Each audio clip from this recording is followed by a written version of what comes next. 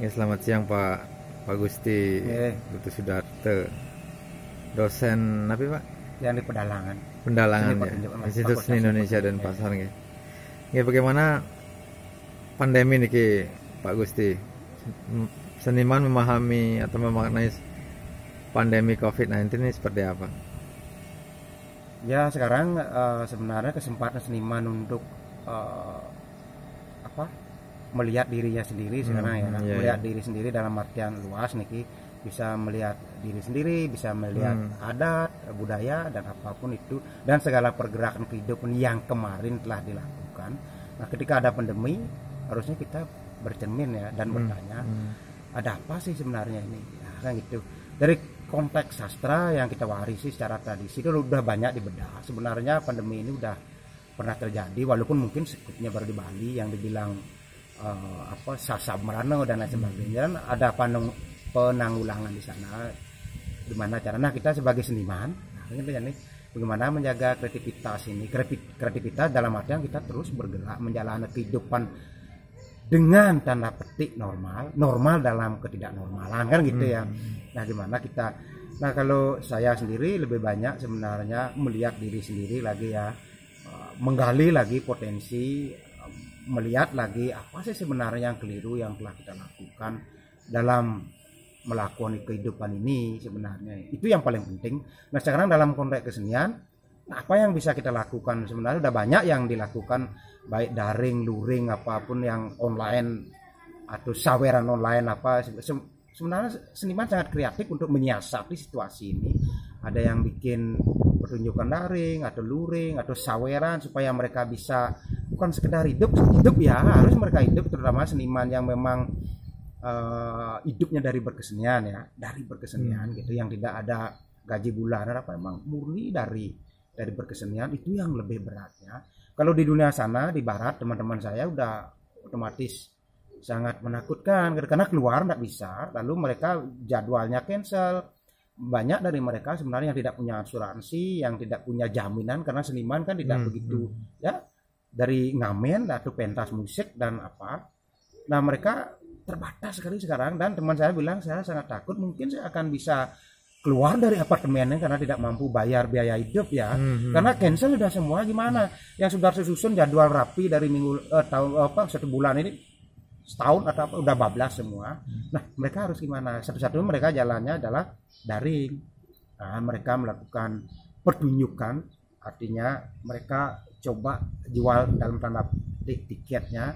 Kadang-kadang ada orang yang peduli ya, karena menghargai profesi keseniman itu, mereka bayar dari pentas online. Nah seperti saya sendiri, saya satu menggali sekarang sumber-sumber karya sastra dari tradisi atau sumber-sumber tradisi untuk melihat lagi secara konsep dan pemikiran, kebijaksanaan. Sebenarnya kita mencari tahu apa sih penyebabnya, ada yang keliru. Kan saya kira tidak akan berdiri sendiri ya ketika ada pandemi. Nah berarti ada apa dengan alam, ada apa dengan kita, apa tidak ada sinkronisasi lagi antara kehidupan Buana Agung dan Buana Adat ya, apa kita terlalu jauh melenceng sebenarnya dari pola kehidupan ketika kita mengakrabi alam dan tanah dan pohon dan lain sebagainya sebagai sebuah keluarga besar ya. Nah apa itu sudah tidak terjadi lagi ketika kita hidup dalam budaya konsumtif itu kan gitu. Semua diekspos, alam semua diekspos, kok diberdayakan untuk kenyamanan dalam tanda petik sebenarnya yang tidak langgeng ya, karena kenyamanan ada dalam diri sebenarnya, bukan dalam benda kan gitu. Kenyamanan dalam benda. Nah dalam proses berkreativitas berkesenian yang lebih banyak emang membuat aja, berkarya aja kita. Apakah ini bisa kita sharing aja? Nah apakah ini aja akan mendatangkan finansial?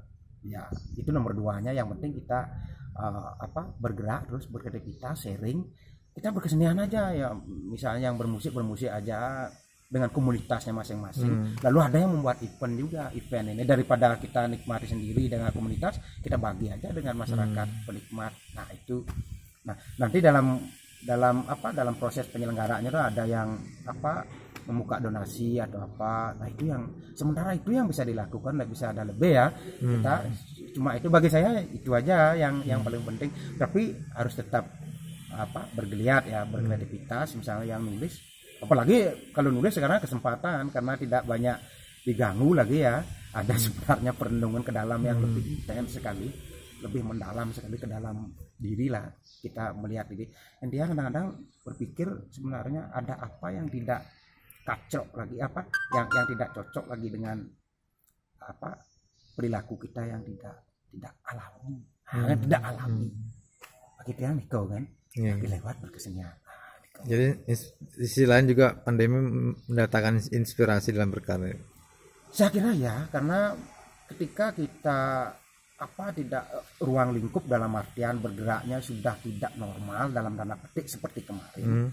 Nah, sekarang dalam kreativitas berkeseniannya gimana caranya kita ini? Nah gitu. Kadang-kadang ini yang menumbuhkan kreativitas ketika kita stuck di satu tempat, biasanya itu yang membuat kita kreatif untuk mencairkan kepadatan, kepekatan stuck gitu supaya kita bisa terus mengalir ya. Nah ini banyak cara, banyak cara itu.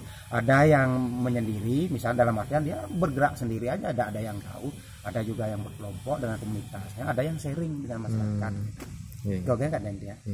Terus sama Pak Gusti.